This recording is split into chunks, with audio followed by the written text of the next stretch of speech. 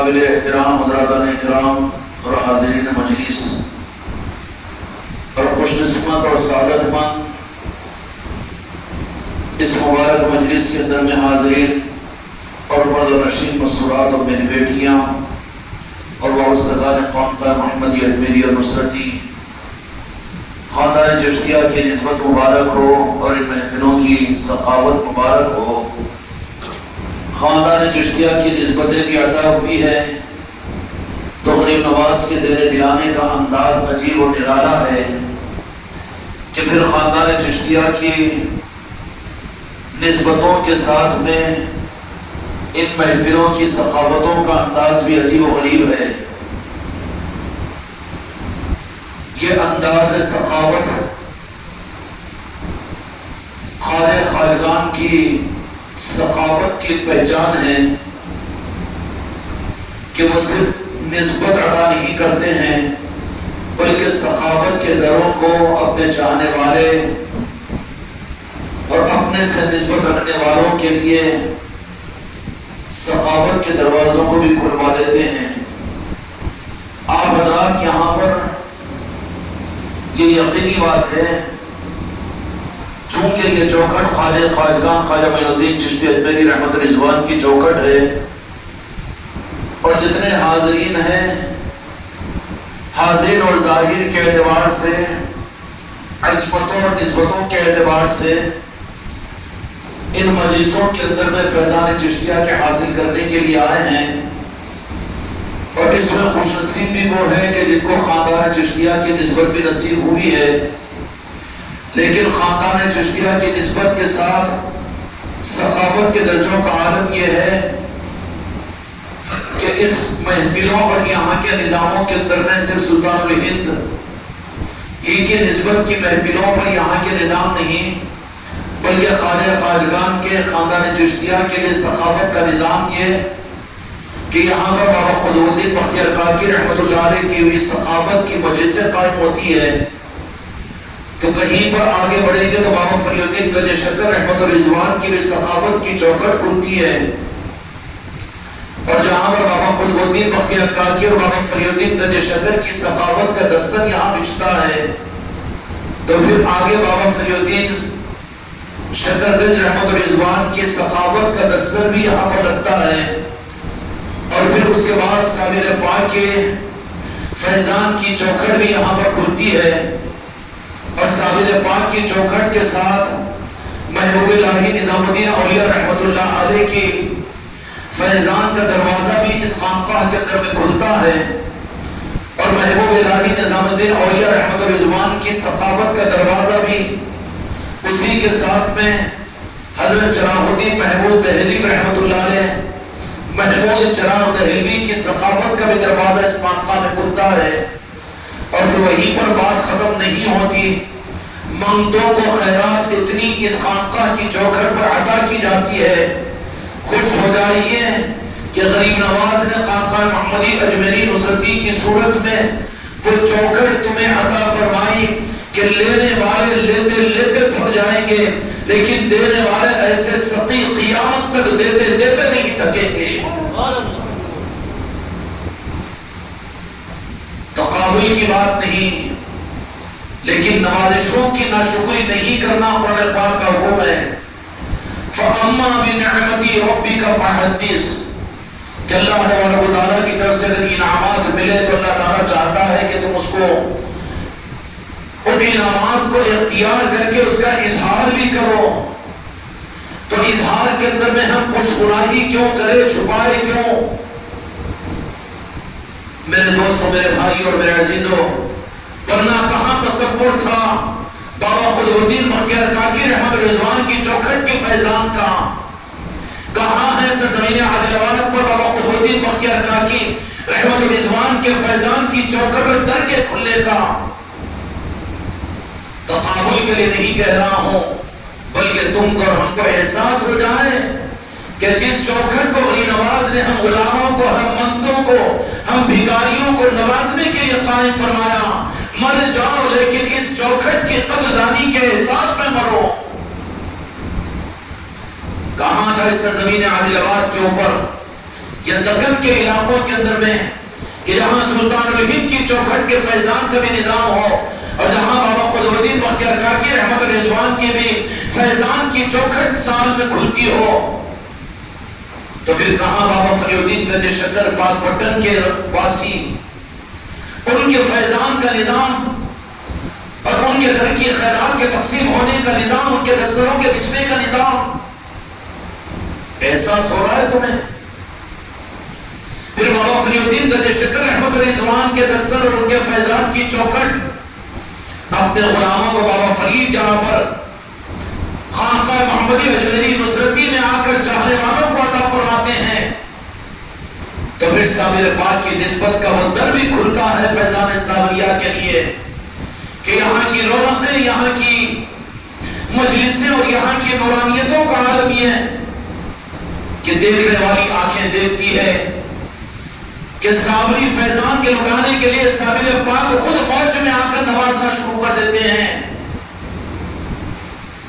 تحدیث نعمت میں احساس ذمہ داری کے ساتھ ممبر کے بازو بیٹھ کر عرض کر رہا ہوں، کہاں ہے تاریخ میں، تاریخ عادل آباد کی تاریخ کے گردانے اور جاننے والوں بتا دو یہ نوازشوں کا نظام جو خانقاہ رحمتی اجمیری اور نصرتی کی چوکھٹ کے ذریعے سے اپنے غلاموں کو یہ سارے اولیاء عطا فرما رہے ہیں، اس شان کر نوازشوں کی چوکھٹیں۔ صحیح بات یہ ہے کہ سرزمین عادل آباد 1500 برس تک محروم رہا، مسجدیں تھی، مدارسیں تھی، حج کو جانے والے حج کو جاتے تھے، مدینے کی زیارت کرنے والے کرتے تھے، اور اولیاء اکرام کی پالکیاں دیہاتوں کے اندر میں آتی تھی اور وہ اپنی چوکھٹوں کو بنائے ہوئے تھے، لیکن جن چوکھٹوں کو قائم کر کے سخی موج میں آ کر لٹانے کا نظام، مانگنے والوں کو نہیں بلکہ آنے والوں کو عطا کرنے کا نظام اور اس سخاوت کے دروازے کے کھلنے کا نظام، عادل آباد کی تاریخ میں کیا بلکہ بہت کم مقامات کے اوپر یہ بات ملے گی۔ سابر پاک ہی کا معاملہ نہیں بلکہ محبوب الہی نظام الدین اولیاء رحمت رضوان جو محبوب الہی ہے وہ بھی اپنے موقع کے اوپر آتے ہیں اور کہتے ہیں کہ خاندان چشتیہ کے ان غلاموں کو نوازنے کے لیے تاکہ غریب نواز کے پاس میں ہم کو بھی ہمارا بھی شمار کچھ ان کے چاہنے والوں کو نوازنے میں شامل ہو جائے اور میدان قیامت کے اندر میں غریب نواز کے ان چاہنے والوں کو نوازنے والوں میں ہمارا بھی شمار ہو جائے۔ اس کے لیے محبوب الہی نظام الدین اولیاء رحمت اللہ علیہ اپنے عرس کے موقع پر اس خانقاہ کی چوکھٹ سے یہاں کے غلاموں کو اپنا فیضان عطا کرتے ہیں، اور وہیں پر بات ختم نہیں ہوتی، کن کن نعمتوں کا اظہار کروں، کیا کیا احساس دلاؤں۔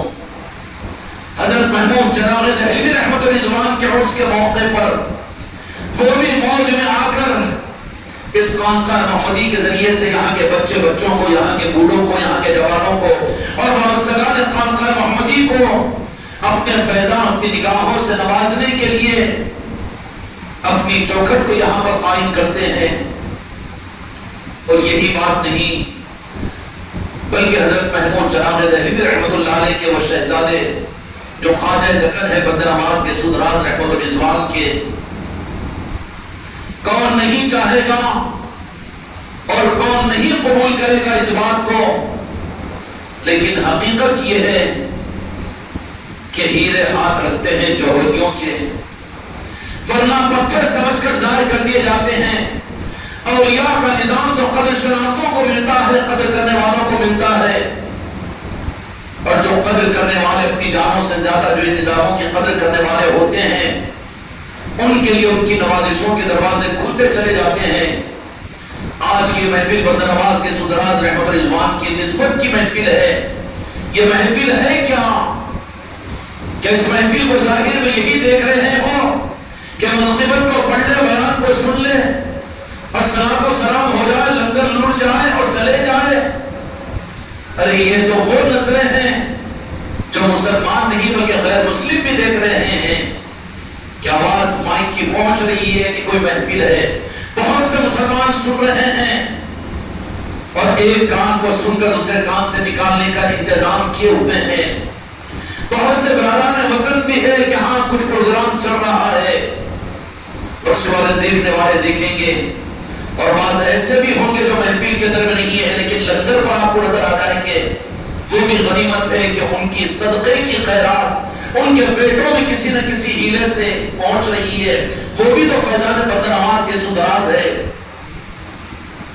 دیکھنے والی آنکھیں تو ظاہر کیے دیکھ رہی ہے، اور جن کو قلب کی آنکھیں ان نظاموں کو دیکھنے کا موقع مل جاتا ہے، اور جن کو قلب کی آنکھیں مل جاتی ہیں، تو پھر ان کی شان اور ان کا نظام یہ ہوتا ہے کہ وہ اتمام حجت کے ان مجلسوں میں نہیں آتے، مجبوری کے مجلس میں نہیں آتے، مجلس کے درمیان میں نہیں آتے، ختم ہونے کے بعد میں نہیں آتے، بلکہ وہ اپنی زندگی کا مقصد سمجھ کر اس مجلس کے شروع ہونے سے پہلے مجلسوں میں رہتے ہیں.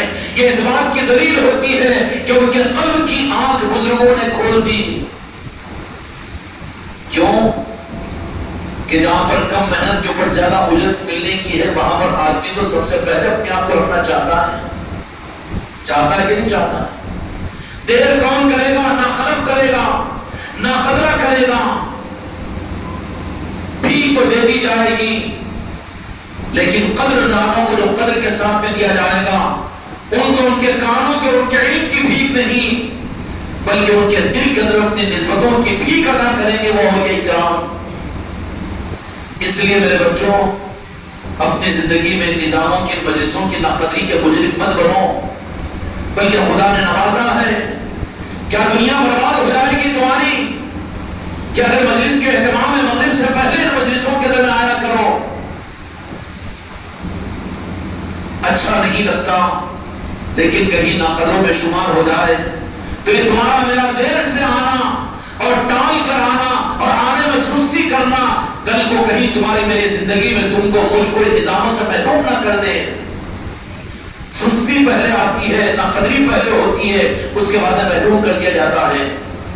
اس لیے میرے بچوں، جن کو یہ نوازش ملی ہے وہ اس بات کی کوشش کرے کہ اپنی چاہت اور اپنی تمناؤں کے ساتھ وقت سے پہلے ان محفلوں کا اہتمام کریں.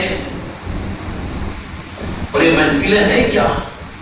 نعتوں کے پڑھنے کی، بیانات کے سننے کی، علم اضافے کی، وہ چیزیں تو تم کو کتابوں میں مل جائے گی.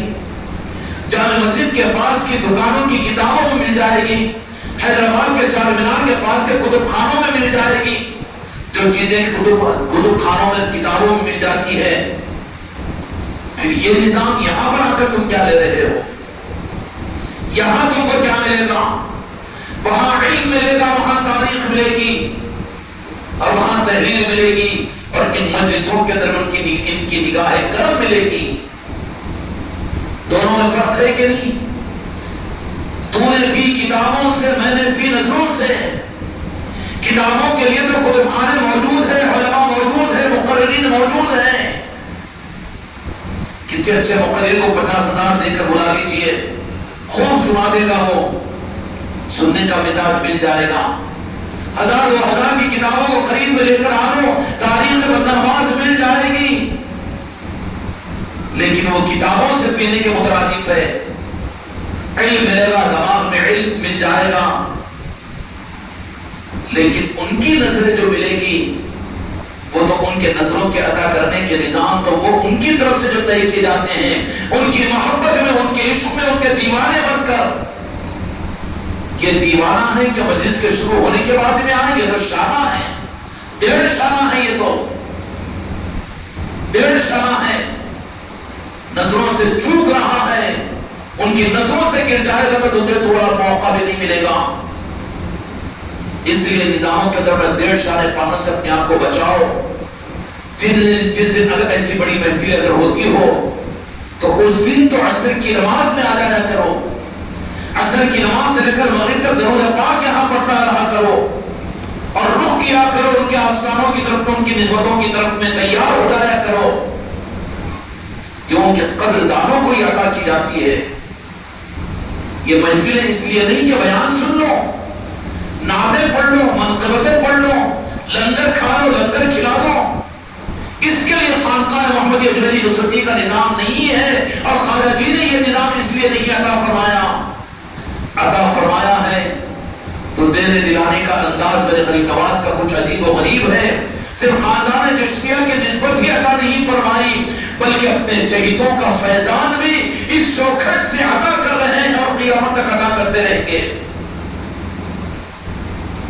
اب سوال یہ پیدا ہوتا ہے میرے اسرار کے اوپر شاید کہ آپ لوگ تو اعتماد کرو گے لیکن کوئی اٹکا ہوا کوئی رسی پر کباب بنا ہوا جب سنے گا اس محفل کو تو سوال ذہن میں اپنے بچ بچاؤ کے لیے لا سکتا ہے اپنے ذہن کے اندر میں یہ کہ یہ قرآن سے ثابت ہے.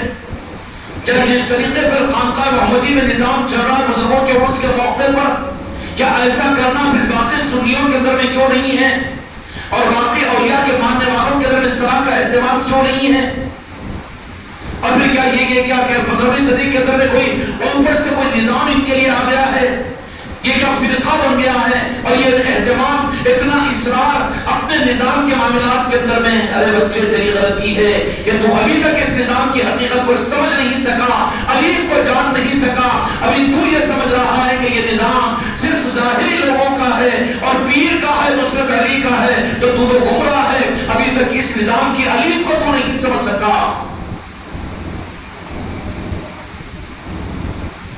اگر سمجھنا ہو تو کیا اس بات کی صلاحیت کا میں دعوے دار ہوں کہ سارا نظام بغیر کسی کس و بل کے چل سکتا ہے, چلا سکتا ہے؟ یہ سارے میرے غریب نواز اور میرے آقاؤں کے ان سارے تصرفات کے مظاہرے نہیں ہو رہے ہیں. نظام کے کس و بل کے ساتھ میں سارے نظام دنیا کے اندر میں چل نہیں رہے ہیں. یہاں پر کوئی چیز ہوتی ہے تو اس کے اثرات دنیا کے ملکوں میں پڑتے ہیں اور دنیا میں مظاہرے کروا کے جاتے ہیں. مجھے مارکیٹنگ چلانا نہیں ہے لیکن میرے بچوں کو جن کو خاندان چشتیہ کی نسبت ملی ہوئی ہے میں ان سے یہ بات عرض کر رہا ہوں کہ خبردار خبردار, نسبتوں میں جڑنے کے بعد میں نسبت چشتیہ اور خاندان چشتیہ کے ملنے کے بعد ایسی کوئی حرکت اپنے ہوش و حواس میں, بے ہوشی میں, سکرات میں مرنے پر بھی مت کیجیے کہ جس کی وجہ سے اس نظام کی تم سے ناقدری کا جرم ہو جائے. کچھ مہینے پہلوں سے چشتی رومال کے متعلق بعضوں کے ذہنوں کے اندر میں کوئی بات چل رہی تھی. دنیا میں ہونے والے واقعات, افحسبتم انما خلقناکم عبثا, کیا ہم نے دنیا کو اسی طریقے سے نہیں پیدا کر دیا کہ ہاں لائٹ لے لو, نیچرلی ہو گیا, وہ تو دہریہ کہے گا, اتفاق ہو گیا ہوگا, اس کو لا کر کیوں جوڑ رہے ہو؟ نہیں, نادان ہو تم.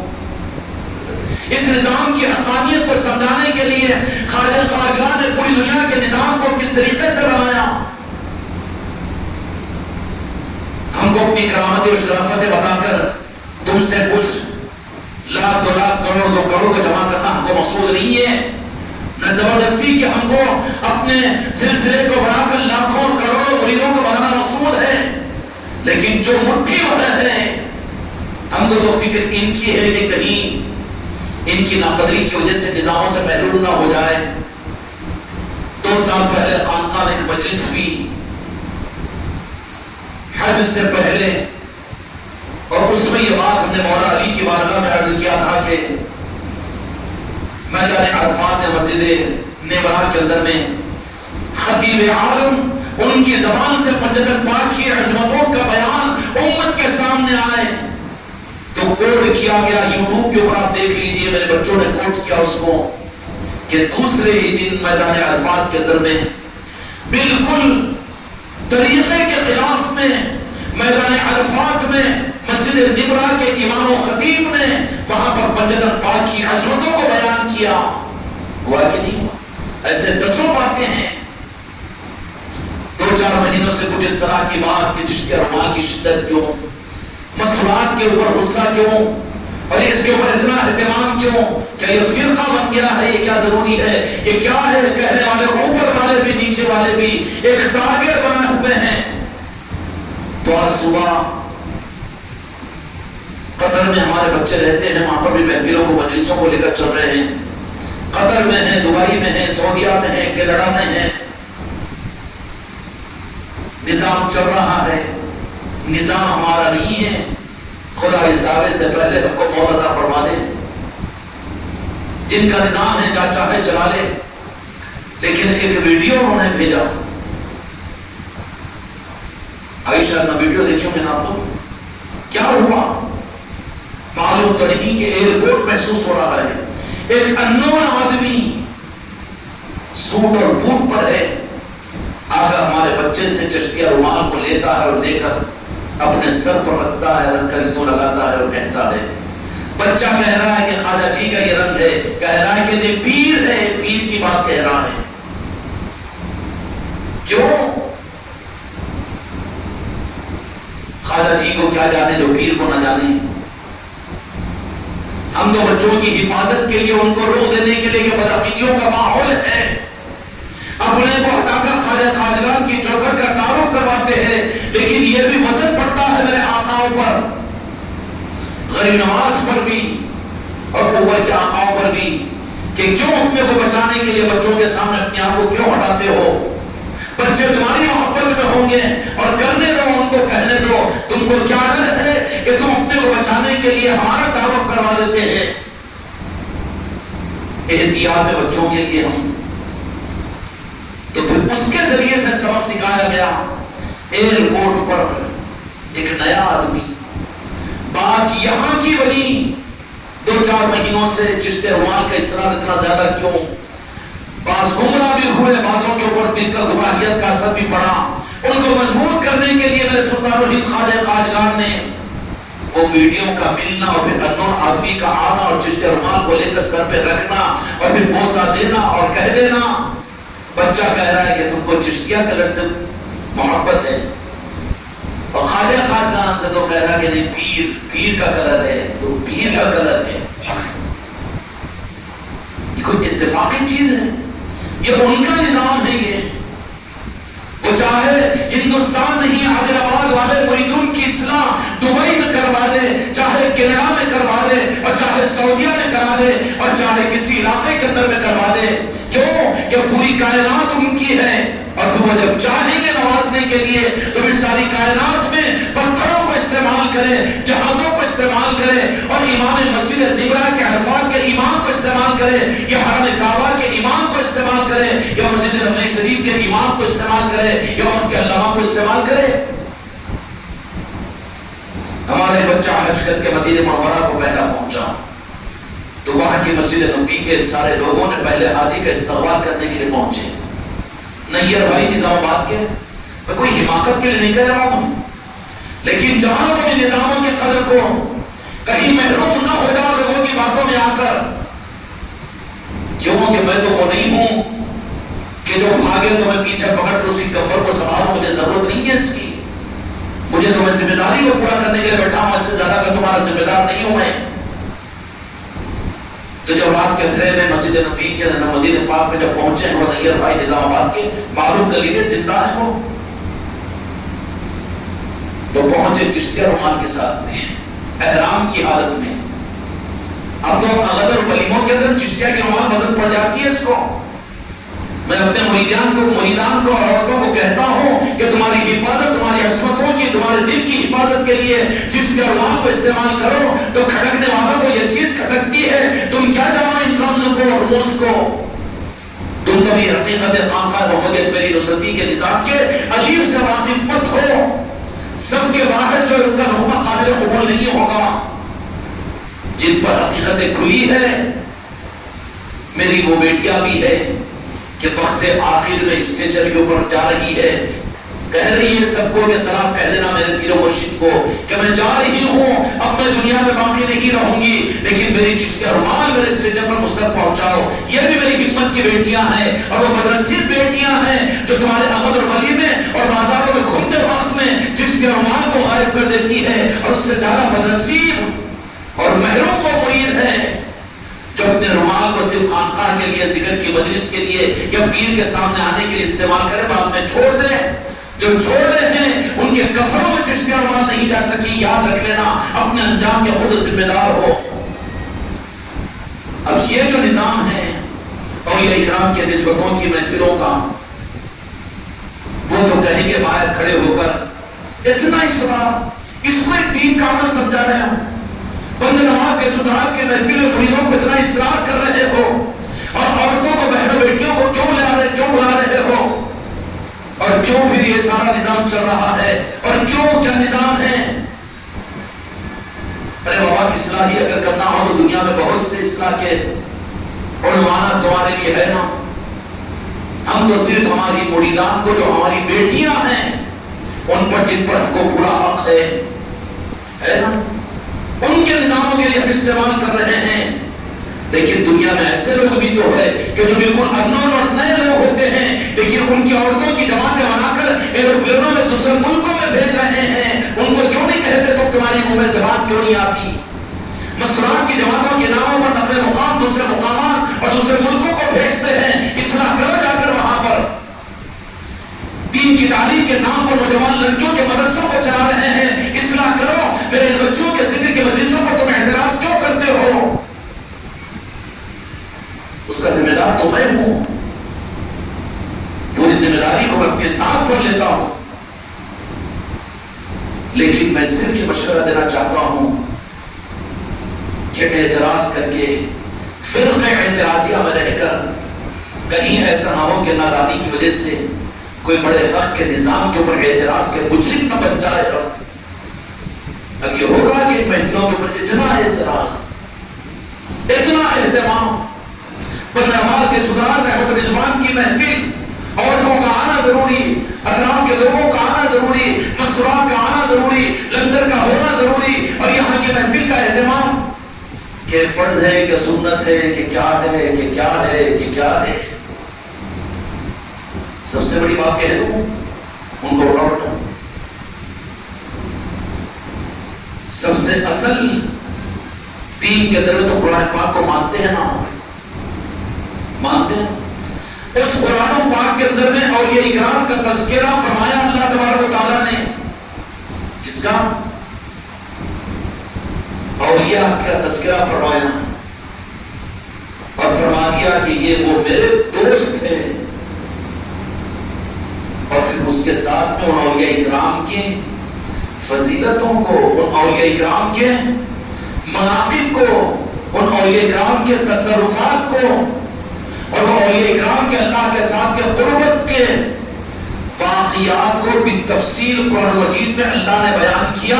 اگر اولیاء کے نسبتوں کی محفلوں سے امت کو کوئی فائدہ نہیں ہوتا، تم جماعتوں اور مسلکوں کو امت کو دینا چاہ رہے ہیں، لیکن خانقاہ محمدی اجمیری اور نصرتی قرآن کو دینا چاہ رہی ہے امت کو، امتوں کو، خانقاہ محمدی کو. اگر یہ اولیاء کے نسبتوں کی محفلوں سے کوئی فائدہ نہیں ہوتا تو مجھے جواب دو اے علماء، اے دینداروں اور علم دین کا ٹھوس رکھنے والوں، اسکالروں، مجھے بتاؤ کہ قرآن مجید میں اولیاء کرام کے بارے میں اللہ تبارک و تعالیٰ سے تذکرہ فرما دیتا کہ وہ میرے دوست ہے. دوست فرما بھی دیا، اسی کے ساتھ ان کے تصرفات کو بتایا. مستقل سورہ کہف کے اندر حضرت خضر علیہ السلام کے واقعے کو، ایک وقت کے جلیل القدر نبی اور پیغمبر موسیٰ علیہ السلام کا سفر، سورہ کہف 15ویں پارے کی ہے نا. اور پھر کیا تذکرہ ہے اس کے اندر میں؟ موسیٰ علیہ السلام کا جا کر کہنا کہ میں آپ کے ساتھ میں رہنا چاہتا ہوں. کس کے پاس میں؟ ایک نبی اور پیغمبر توہین اور بے ادبی خدا کی قسم نہیں، انبیاء کی ہمارا تو عقیدہ ہے، لیکن ایک فقیر اور ایک ولی کے پاس جا کر کہہ رہے کہ ہم کو اپنی صحبت میں رکھیے. کیا بتانا چاہ رہا اللہ تبارک و تعالیٰ؟ رہے موسیٰ علیہ السلام ساتھ میں، لیکن شرائط لگائی. ٹھوس مت و علم کا اور مسائل کا اور شریعت کا سنبھالنے والے بڑوں کے ہاتھوں میں ہم ہیں. ہم کو پھر ہاں کہہ دو اوور کانفیڈنس. میرے خواجہ جی نے مجھ سے وعدہ کر لیا کہ اگر کچھ ایسا ہوگا تو روک دیا جائے گا یا آگاہ کر دیا جائے گا. اس کے بعد مجھے کسی کی ضرورت نہیں ہے کسی کی ترغیب دینے کی یا کسی کے آگاہ کرنے کی، کیونکہ میری بات اور میری رکیت تو کسی اور کے ہاتھ میں ہے. موسیٰ علیہ السلام نے کہا کہ میں تمہارے ساتھ میں رہنا چاہتا ہوں، موقع دیجیے. کہا کہ شرائط ہوگی. شرائط بھی کیا؟ ٹھیک ہے رہے. اس کے بعد حضرت خضر علیہ السلام کا سورہ کہف میں سارا واقعہ پڑھ لیجئے تفسیر کی کتابوں میں، کہ علماء سے پوچھ لیجئے یا اپنے مسجد کے امام صاحب سے سورہ کہف کی تفسیر فجر کے بعد سنیے کہ حضرت خضر علیہ السلام جو ولی ہے ان کے تصرفات کو اللہ تبارک و تعالیٰ نے موسیٰ علیہ السلام کو بتایا. پتا کیا چلا کہ خدا کا ایک نظام ہے، علم بھی ہو عمل بھی ہو. نبوت کا مقام خدا کی قسم بہت اعلیٰ ہے. سارے صحابہ مل کر کسی نبی کے مقام تک نہیں پہنچ سکتے، اتنا اونچا مقام ہے نبی کا. نبی کون ہوتے ہیں؟ ولی اللہ کے دوست ہوتے ہیں، لیکن نبی اللہ تبارک و تعالیٰ کی طرف سے وہ نبوت کا منصب ان کو عطا کیا جاتا ہے. نبوت کا مقام بہت اونچا ہے، لیکن اس نبی کو اس ولی کے پاس میں آ کر ان کے طریقوں کے مطابق میں ساتھ میں رہنا پڑا. پھر اللہ تبارک و تعالیٰ موسیٰ علیہ السلام کو جب تورات عطا فرمایا تھا، پھر کس چیز کی کمی تھی آسمانی کتاب کے بعد بھی؟ آخر وہ کون سا علم اللہ تعالیٰ نے دینے کے لیے خضر علیہ السلام کے پاس بھیجا؟ ارے وہی تو علم کا رخ ہے جو تمہاری تفسیروں میں تم کو نہیں ملے گا، تمہارے علماء کے پاس میں نہیں ملے گا، تمہارے مسئلے کو جوابوں میں نہیں ملے گا، لیکن یہ فیضان چشتیہ اور خانقاہ محمدی کی چوکھٹ پر وہ علم تمہیں ملے گا. آج اگر اعلان ہم یہ بات کرتے ہیں کوئی اس معاملے کے اندر ہم کو کسی کے پریشر کی ضرورت نہیں ہے. موسیٰ علیہ السلام کو کس علم کے لیے بھیجا تھا خدا پاک نے؟ انکار کرو گے سورہ کہف کا 15ویں پارے میں موجود ہے. کون سا علم تھا؟ کیا کمی تھی موسیٰ علیہ السلام کے پاس میں علم کی؟ دیکھا کہ کشتی میں بیٹھ کر جا رہے ہیں تو ایک چڑیا آئی اور پھر سمندر میں چونچ میں پانی لیا اڑ گیا.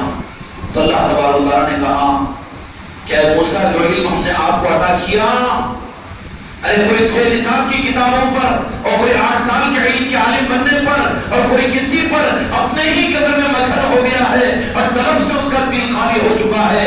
نہیں، علم گود سے لے کر گوڑ تک رہتا ہے. کہیں پر وہ مطمئن نہیں ہوتا کہ میں کامل ہو گیا ہوں.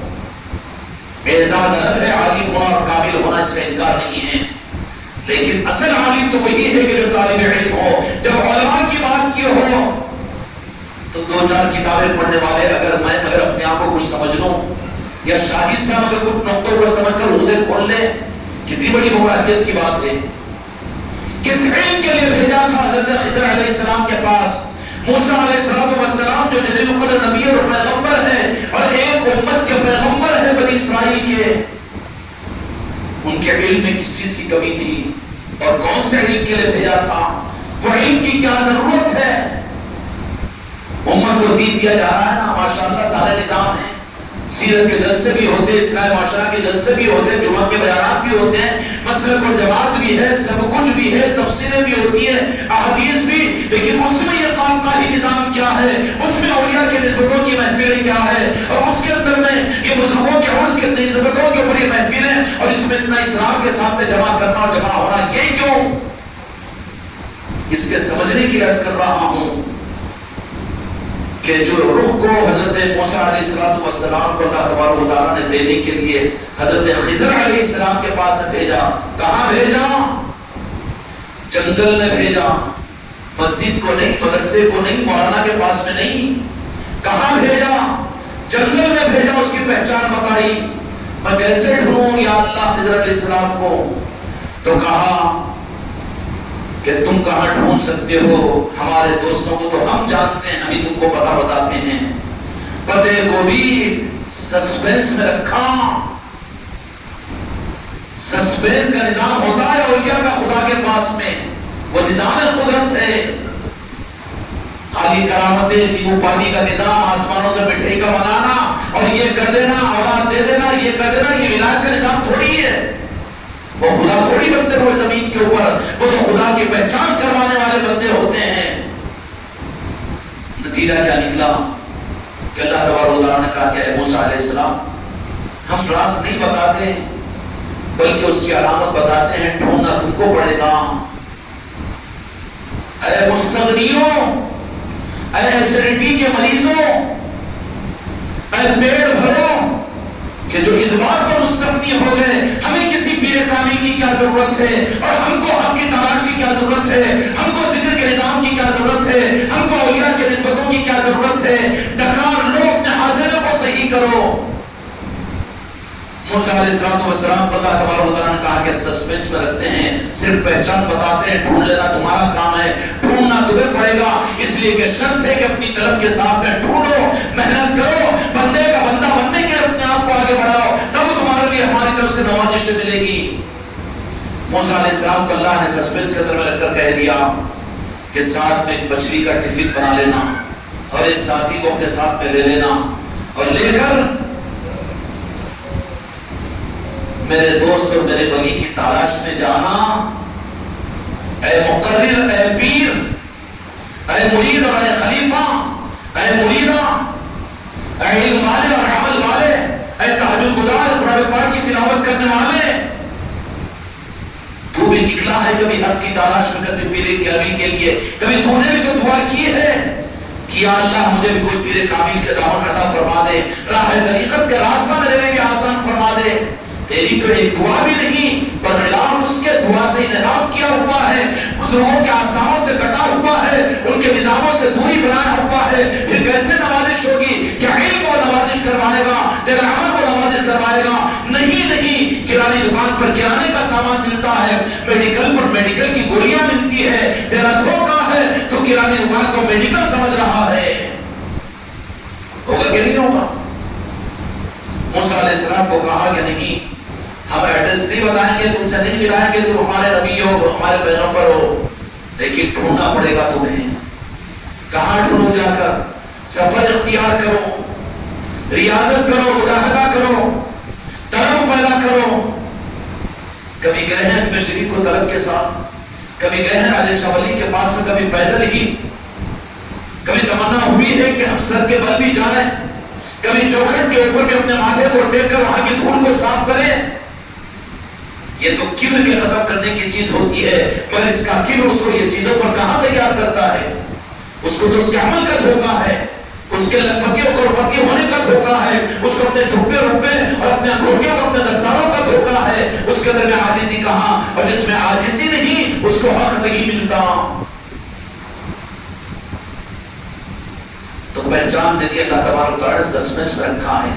قیامت تک حقیقی اولیاء کا نظام سسپینس میں رکھے گا، پردوں میں رکھے گا۔ طالبین کو خود پہچاننا پڑے گا، خود ماننا پڑے گا، خود کو چلنا پڑے گا اور خود کو آگے بڑھانا پڑے گا۔ شریعت دے دی جاتی ہے، طریقت آنے والوں کو عطا کی جاتی ہے۔ دین پہنچا بلغ عنی ولو آیا، کہ حاضرین غائبین تک پہنچا دو، پہنچا دیا جائے گا، دیا جائے گا دین، لیکن طریقت لی جائے گی۔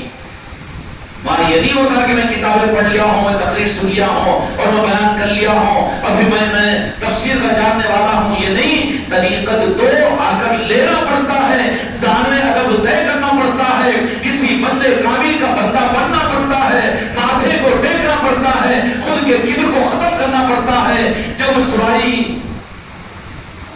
طالب آئے تو سرائی جھک کر پھر پیالے کو بھرتی ہے کہ نہیں ہے؟ گل چراغ، روشن چراغ جھک کر اس کو جلاتا ہے، جھکنا پڑتا ہے وہاں پر، اور جو جھکنا نہ جانے اس کو کچھ نہیں ملے گا، اکڑنے والے کو کچھ عطا نہیں کیا جاتا۔ اس راہ کے اندر میں شریعت پر اکڑتا رہے، اپنے آپ کو سمجھتا رہے، لیکن طریقت کی راہ کے اندر میں تو کسی بندے کا بندہ بننا پڑتا ہے۔ جہاں کبر روک دے اور جہاں اکڑ پیدا ہو جائے اس کو کچھ نہیں ملے گا۔ موسیٰ علیہ السلام کو علامت بتائی کہ جاؤ جنگل میں چلتے چلے جاؤ، چلتے چلے جاؤ، چلتے چلے جاؤ، آخر میں دو دریا آپس میں ملیں گے، وہ مقام وصل ہوگا۔ کیا ہوگا؟ وہ مقام کرامت ہوگا۔ اے شریعت اور طریقت کے امتزاج کے دعوے کرنے والوں، دیکھو کہ جہاں پر وہ وصل یار کا مقام کون سا ہے، کہ جہاں پر مقام کرامت جہاں پر ہوتی ہے، دو دریا کے ملنے کا سورہ کہف کی تفسیر بیان کر رہا ہوں، عرض کر رہا ہوں میں، وہ مقام وصل جو دو دریا مل جائے تو پھر اس کی پہچان کیا؟ کہا کہ وہیں پر ڈھونڈ لینا ہمارا دیوانہ ہوگا۔ دیوانے اولیاء کتابوں سے نہیں ملیں گے، تقریروں سے نہیں ملیں گے، علم سے نہیں ملیں گے، عمل کے ٹھوس پر نہیں ملیں گے، بلکہ دیوانوں کو تو ڈھونڈنا پڑے گا، طلب کے ساتھ میں، چاہت کے ساتھ میں اس کے لیے چلنا پڑے گا، خود کو چلانا پڑے گا، بندہ بنانا پڑے گا، تب کہیں جا کر حق ملتا ہے۔ سسپینس نظام ہے خدا کا، ولایت کا۔ کہا کہ جو دو دریا جہاں پر مل جائے وہی مقام پر ڈھونڈ لینا، ہمارا خضر مل جائے گا، ہمارا وہ دوست مل جائے گا تمہیں۔ موسیٰ علیہ السلام بہت چلے، نبی کو چلایا گیا ولی کی تلاش میں۔ یہ سنگاپور تو جا رہا ہے اور پھر پتہ نہیں کہاں تو جا رہا ہے، لیکن اولیاء کے آستانے پہ جانے کی توفیق نہیں مل رہی ہے اس کو۔ کہاں ہے طریقت کی راہ کی طلب تیرے اندر میں؟ کہاں ہے چاہت؟ نتیجہ یہ نکلا کہ چلتے ہوئے چلے۔ موسیٰ علیہ السلام بہت تھک گئے، تھوڑا سا آگے، کہا کہ لیٹیں گے تھوڑا سا۔ اپنے ساتھی کو غالباً بنیامین نام یا کوئی اور نام آتا ہے تفسیر کی کتابوں میں، کہا کہ سراہنے کو لے کر کہا کہ بہت تھک گئے، پتہ نہیں کہاں ملے گی منزل۔ تو حضرت موسیٰ علیہ السلام نے کہا کہ لاؤ، تھکان زیادہ ہوگی، تھوڑا کھانا تو کھا لیں گے۔ مچھلی کا سالن لینے کا حکم فرمایا تھا اللہ تبارک و تعالیٰ نے، اور اسے کرامت یہ بیان فرمائی تھی کہ جہاں دو دریا ملتے ہیں، جہاں پر وصل اور وصال اور کرامت کا مقام ہوگا، وہاں پر تمہاری پکی پکائی ہوئی مچھلی تمہارے ٹفن میں سے نکل کر دریا میں چلی جائے گی۔ خدا کی قسم، قیامت تک کے لیے ہندوستان والوں کے لیے غریب نواز کا آستانہ نہیں ہے مقام کرامت۔ اور کیا ڈھونڈتے ہو بے وقوف اور ہتھو؟ کشمیر کے اندر میں تم دیکھتے ہو کہ زندہ ہو جائے مردہ، وہ ہو جائے، یہ ہو جائے، کیا ضرورت ہے تمہیں اجمیر کی موجودگی میں غریب نواز کی چوکھٹ کے علاوہ کوئی تمنا کی ضرورت نہیں ہے؟ ہم کو تو وہ چوکھٹ غریب نواز نے عطا فرما دی ہے جو کرامت کا مقام ہے کہ نہیں؟ ان کے بننے کی ضرورت ہے، زیادہ آزمانے کی ضرورت نہیں ہے۔ ان کے بنو، ان کے جو ہے ان کے بن جاؤ، تب بھی تمہاری نسبت اور تمہاری لائن صاف ہو جائے گی۔ نتیجہ یہ نکلا کہ جیسے ہی ٹفن کھولا تو سالن تو موجود ہے لیکن مچھلی غائب ہے۔ ساتھ میں رہنے والے سے پوچھا کہ مچھلی کہاں ہے؟ ارے یاد آ گیا مجھے، ہم جو جہاں پر آپ نے تھوڑا سا توقف فرمایا وہاں پر میری نظر میں آیا تھا کہ ٹفن میں سے زندہ مچھلی اچک کر وہ پانی میں چلی گئی۔ موسیٰ علیہ السلام نے کہا اللہ نے بتایا تھا کہ وہی مقام حضرت خضر اور ولی کے ملنے کا مقام ہے، تو نے مجھے کیوں نہیں کہہ دیا؟ چلو واپس۔ اس مقام پر آیا، دیکھا ادھر ادھر تو حضرت خضر علیہ السلام پانی کے اندر میں پیروں کو ڈال کر ہلا رہے اور کہہ رہے السلام علیکم یا موسیٰ۔ ہاں، جنگل میں بیٹھ کر پانی میں پاؤں کو، ہاں اولیاء ایسی ہوتے ہیں۔ آج آباد میں ضرورت پڑے گی جسے رومال کی اہمیت کی تو پھر وہ اس بات پر قادر ہے کہ غریب نواز دبئی کے ایئرپورٹ کے اوپر اس کی اہمیت کو بتا دے، کیونکہ نظام ان کا ہے۔ یہ تو زندگی میں موقع ملا ہے سنبھلنے کا، کیونکہ قدرت ان کی ہے کہ کہیں بھی کہاں سے بھی کیا بھی نظام سمجھا دے۔ فوراً حضرت خضر علیہ السلام نے کہا کہ السلام علیکم یا موسیٰ، کہ تم وہی موسیٰ ہو جو بنی اسرائیل کے اللہ نے تمہیں نبی بنایا؟ پورا آدھار کارڈ بتا دیا موسیٰ علیہ السلام کا۔ کہا کہ تم کو کیسے معلوم ہے؟ تو جس نے بھیجا وہ نہیں تو بتایا نا، ہونا کیا بات ہے؟ بیعت بھی ہو جائے گی نا، نبی تو نبی ہے، ولی تو ولی ہے، گستاخی نہیں کر سکتے ہم، سو حکمت رکھو، مر جائیں گے لیکن کسی اولیاء کی گستاخی ہم سے نہیں ہو سکتی۔ تو صحابہ کی، پنجتن پاک کی، خلفاء راشدین کی یا پھر نبیوں کی یہ تو ہو ہی نہیں سکتا۔ ہمارا ڈی این او ہے ہی نہیں گستاخی اور بیعت کے گستاخ مصطفیٰ، اولیاء کے گستاخ ہم نہیں، ہماری نسل انشاءاللہ تعالی محمد رسول اللہ نہیں ہوگی۔ نسبت قائم رہے گی تو نسلوں کی حفاظت کی جائے گی۔ کھیل و تماشا نہیں ہے خانقاہ محمدیہ اجمیری نصرتی کا نظام۔ اللہ تعالیٰ تم کو ہم کو اس نظام کے سمجھنے کی توفیق عطا فرمائے۔ موسیٰ علیہ السلام یہ ساری چیزوں کو سن کر اب کہا کہ خضر علیہ السلام، اے اللہ کے ولی، میں آپ کی خدمت میں رہنا چاہتا ہوں۔ کہا کہ موسیٰ تم نبی ہے، صاحب شریعت ہو، ہمارا نظام الگ ہے، بینا کا و بینا، کہ تمہارا تمہارا نظام الگ ہے ہمارا. تم شریعت کے چشمے سے طریقت کو دیکھو تو الجھ کر سوالات کرتے رہ جاؤ گے, محروم ہو جاؤ گے, کہیں بے ادبی اور گستاخی نہ ہو جائے. اس کے لیے تم تمہارے نظام کے ساتھ میں رہو, ہمارے معاملات میں زیادہ قریب مت آؤ. کہا کہ نہیں میں رہنا چاہتا ہوں. تو کہا کہ شرائط ہے, خاموش رہنا پڑے گا, سوال نہیں کرنا پڑے گا, دیکھتے رہنا پڑے گا.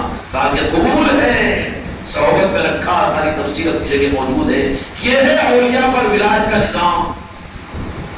اور یہ تو حیات کے اولیاء تھا. اب ان اولیاء اکرام کو جن کو اللہ نے دوست بنا لیا ہے, جب قرآن پاک کے مطابق یہ بات فرمائی کہ زندہ رہنے تک وہ میرے دوست, اللہ بھی نعوذ باللہ خود غرض ہو گیا کہ مرتے ان کی ولایت کو چھین لے. کہ دنیا کا صدر اور ادغل ہے کہ مرتے اس کی صدارت ختم ہو جی. یہ دنیا کی مولویت کی ڈگری ہے کہ مرتے مولانا ڈگری ختم.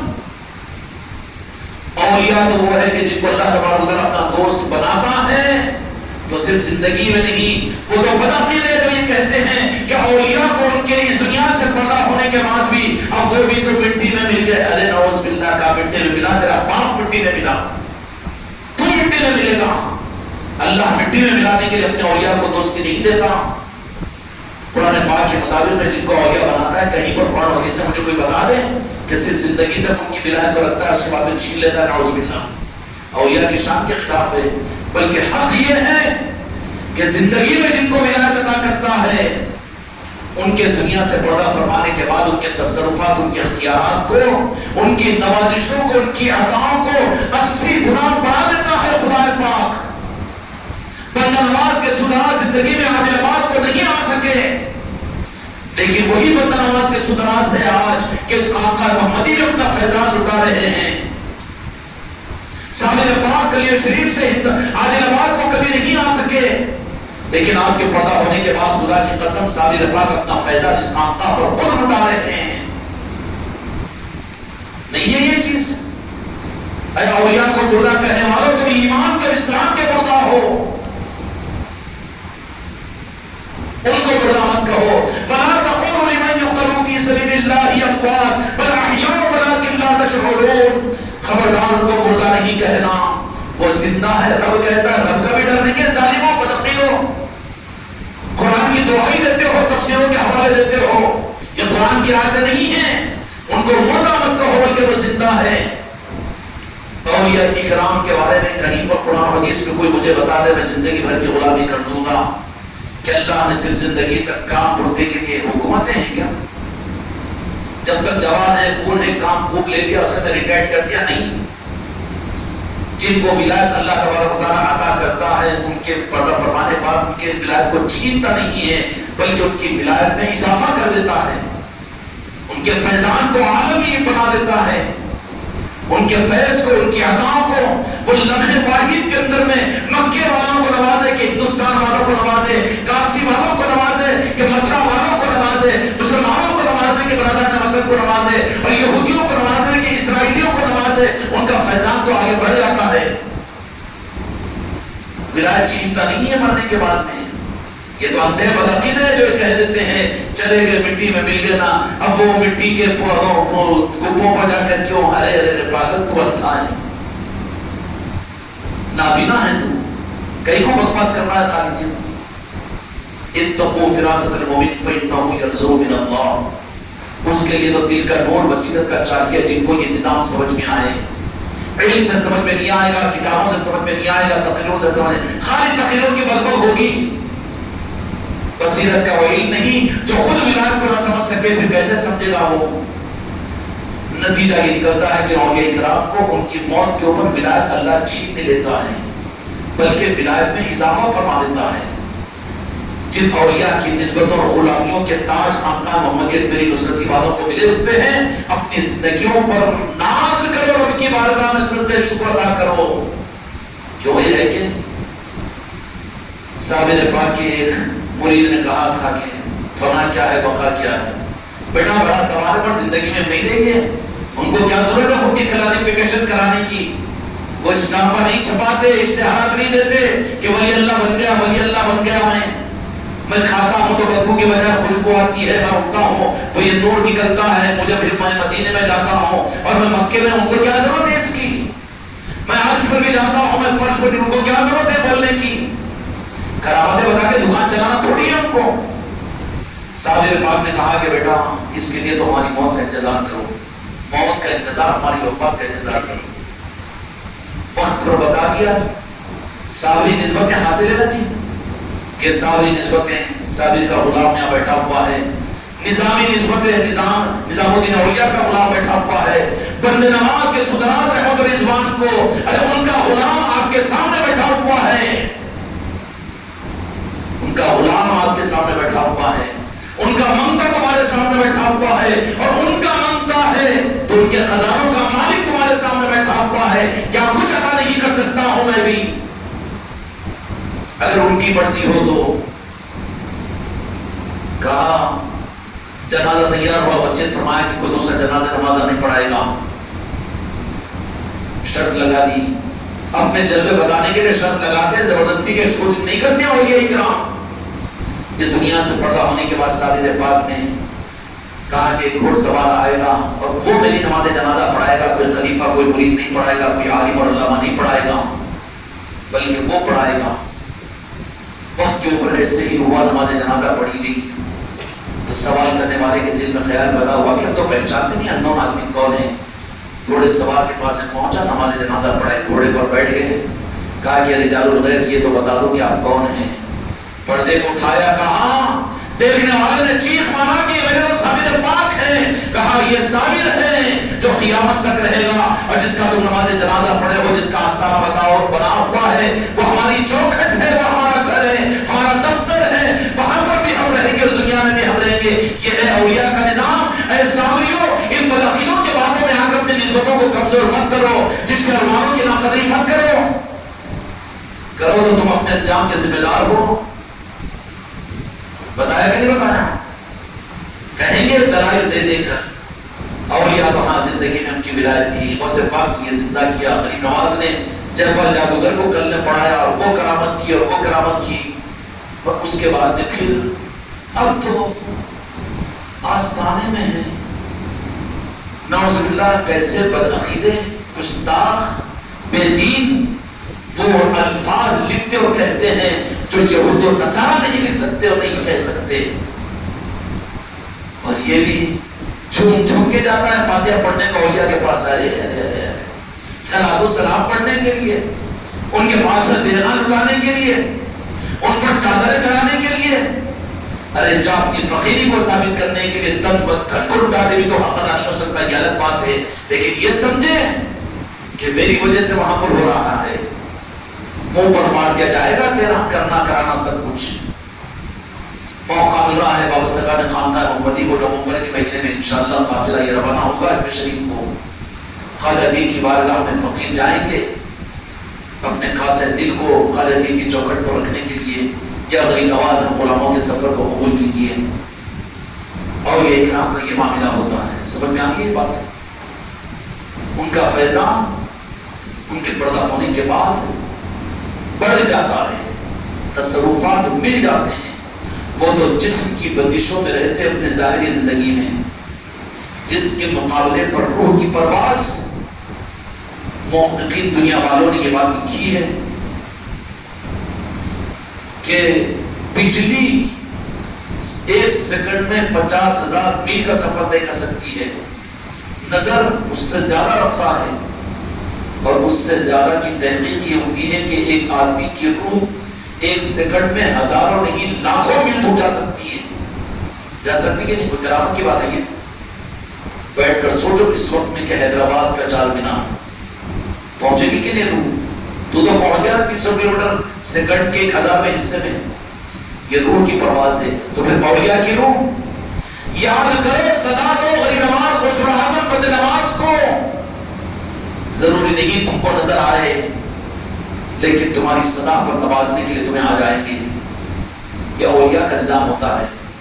فیضان پڑھا کہ بد نواز کا اب اٹکا ہوا ہے کتابوں میں، اب اٹکا ہوا ہے کھلو چادر میں، اور اٹکا ہوا ہے اپنی طبیعت اور اپنے مزاج کے ساتھ میں۔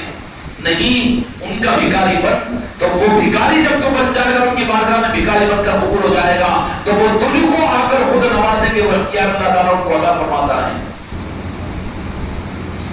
زندگی میں ولایت اور پردہ ہونے کے بعد میں ریٹائرمنٹ کی نعوذ باللہ، بلکہ اولیاء کو تو ان کے پردہ ہونے کے بعد میں پروموشن ہوتا ہے.